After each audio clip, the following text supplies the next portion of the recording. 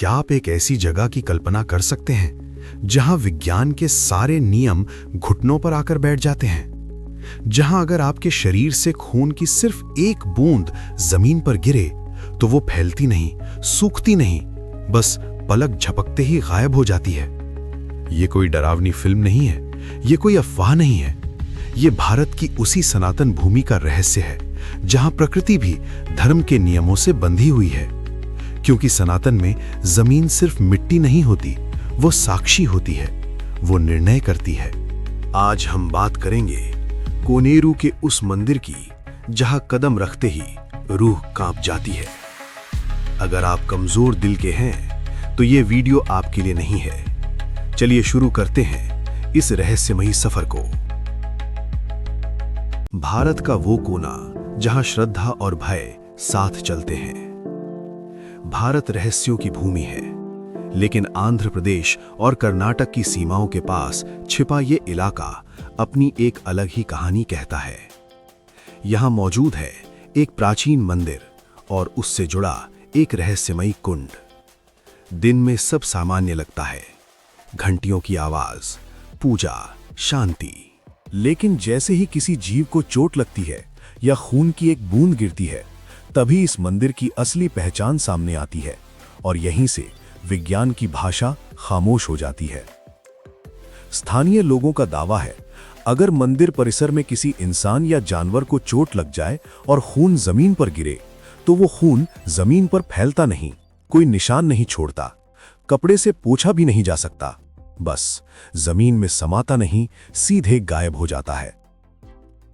लोगों ने कोशिश की, पत्थर पर गिराकर, कागज रखकर, मिट्टी हटाकर, लेकिन हर बार नतीजा एक ही रहा।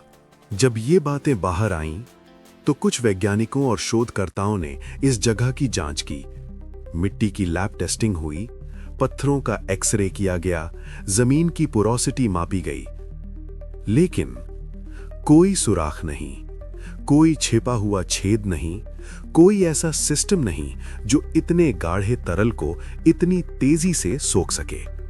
सबसे चौंकाने वाली बात, जब लाल रंग का पानी डाला गया तो वो वहीं रहा, लेकिन जैसे ही असली खून गिराया गया, वो गायब। मतलब साफ था, ये जमीन रंग नहीं पहचानती, ये जीवन को पहचानती है।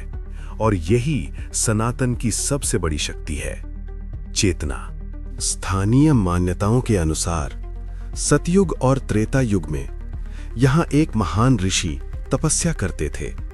असुरों ने उनकी तपस्या भंग करने के लिए निर्दोष जीवों की हत्या कर दी। धरती रक्त से भर गई। क्रोधित ऋषि ने इस भूमि को श्राप दिया, आज के बाद इस पवित्र धरती पर किसी भी जीव का रक्त दिखाई नहीं देगा। सनातन में श्राप भी विज्ञान है, बस भाषा अलग होती है। श्राप या प्राचीन टेक्नोलॉजी।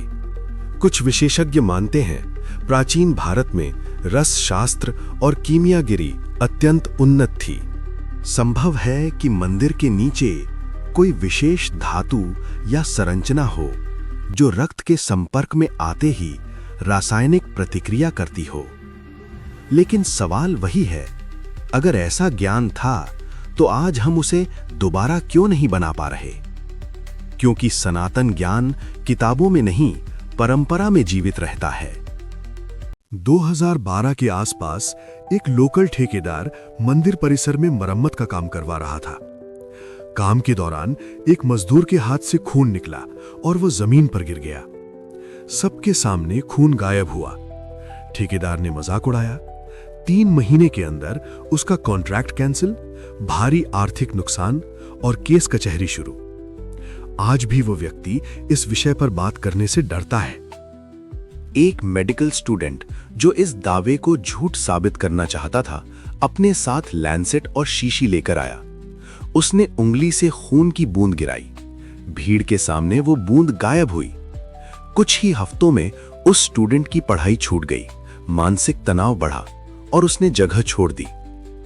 सनातन में कहा गया है, जहां परीक्षा नहीं लेनी चाहिए, वहां तर्क विनाश बन जाता है। आधी रात के बाद मंदिर के कपाट बंद कर दिए जाते हैं। लेकिन लोगों का दावा है उस समय अजीब धड़कन जैसी आवाजें और कुंड के पास नीली रोशनी तैरती दिखती है।